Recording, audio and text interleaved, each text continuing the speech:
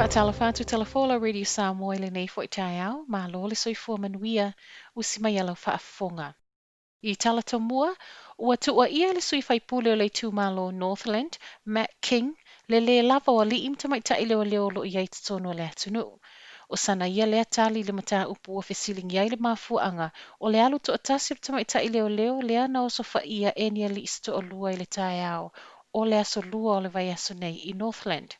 E se fina ngalo whaalio i lātou sa avea o ni leo leo i tau sanga o mawai i lungo tala le Herald. O nisi o loo whaate ia i le alu to otasi o lea tamaitai e so alo pule lea mata upu i le waweau. A o nisi e leo fou ia i lātou le tala ua o mai o le whai ngāluenga to otasi e au noa ma se isi leo leo lango lango a wale saunga le mu. Ai nei moli mau e fōlinga mai, o le toʻatele o ofisa leo leo i nui tua, e whai ngā luenga ta i toʻatasi, ma o le tūlanga fo i leo moli mau ai le whai pule, sa ui mai ai foi. Ma o ia whaatal sanga i watatau o na whaau popo nisi leo leo fō, ai mai se lava, le whai ngā luenga o leo leo o loo no nofo i nuu ma la whanga i lata lata i ofisa i nui tua. O le tūlanga le iai ele i a whaina lea tamaita i leo leo i pulu whana o la au malosi na oso whai ai mai se, o lona toa e toe vave li liu e se mai, e o mai le taime tu whaatasi ei tala fōu, e le i maua lava li e to o lua na whaia le nei o sofa inga. E talitonu nisi o tangata o le community a Mangele, ua pelo ngia e le Pack and Save i Mangele i lātou. O ne fina ngalo na whaalia e se whaatala noanga le tio New Zealand, i le whaasalanga ua salai nei le Pack and Save i Mangele na te toe tutongi ina le fitu se fuluvalu a whetala. Ona ole le sao tau o loa o loo whaasara lawa i lunga o whata, whaatusa tusa i le tau e tutongi i luma le kesia.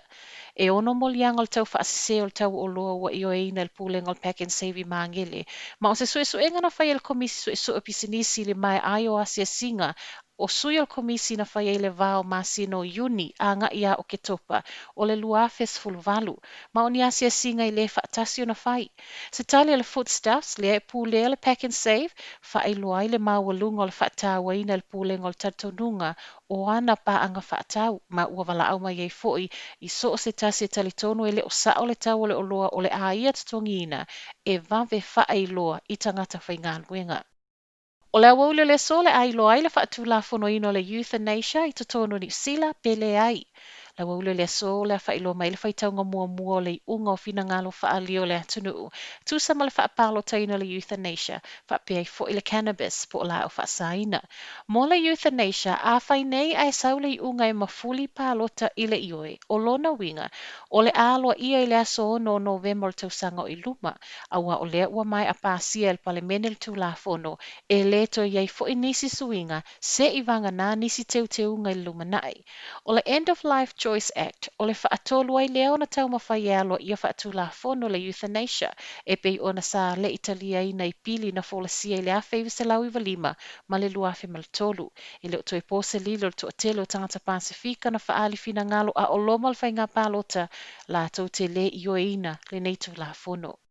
O le aso sa nei o le awha ilo mai ele vaenga le Greens la lātou whai unga, pe o le a ngā lulue ma le Labour, pe le ai, i le paia inga le nei. O le awaule le solo o fuafue wha mai ai feutana inga i le vao nei pāti e lua, ma o le mai ai o whailoa inga i le so o le a wha tastasi e loa suisi ni o le Greens. O le Greens na tama mo e to atolu mai ma le Labour, ma le New Zealand First i paia inga wha to a umatu. Ma a whai ai le talia ina le Greens tu unga o le malienga o le a ngā lulue ma le Labour mo le isi tolu tausanga i luma o lona winga o le a aveo se tasio i tu e angai le malo.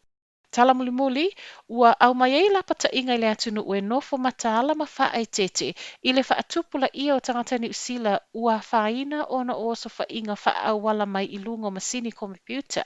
O le CERT New Zealand, o se tasio vaenga au nanga le malo o wha alia mai le si i oso wha inga, tau wala mai o se virus e ngao iai tupe ma wha mtalanga o tangata ta ito tasi, wha apea company. O le nei virus, o le Emotet, e le fou, ma e le na o ni usila fo i o loo whaasanga mai iai, ma e tele lava i na ulu fale i masini computer i le taimi e tatalai i meli. I wha maunga o mai la soe tusa ma le valu se lau tangata ni usila wā whainai, ma o le telo i lato nei o a lato tupe teo i whale tupe, fautua i nei fo i leo ngā o le iei o polo kalame e te e nai viruses ai mai se o le malu pui pui o accounts ma wha maunga i pe o passwords ma isi wha mtalanga o loo wha o ngā ina te talai accounts. O tala nā mo le nei tai au, manuia le alo atu le whai ungo le nei fo i vai aso.